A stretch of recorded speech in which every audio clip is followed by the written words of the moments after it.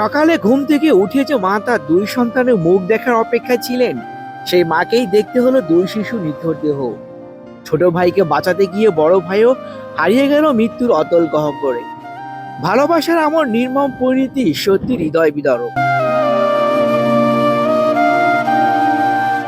নড়াইলের পৌরসভার ভাটিয়া গ্রামে দুই নিষ্পাপ শিশু আবু বক্কর 5 ও ওমর ফারুক 2 এর মর্মান্তিক মৃত্যুতে পুরো এলাকায় নেমে এসেছে শোকের ছায়া।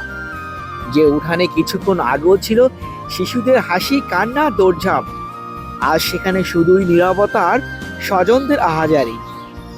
সন্তান হারানোর বেদনা পৃথিবীর সবচেয়ে কঠিন কষ্টগুলোর একটি। এই শোক কোনো ভাষায় প্রকাশ করা যায় না। আল্লাহ তাআলা নিষ্পাপ এই দুই শিশুকে জান্নাতুল ফেরদৌস নসিব করুন। ইন্না লিল্লাহি ওয়া ইন্না ইলাইহি রাজিউন।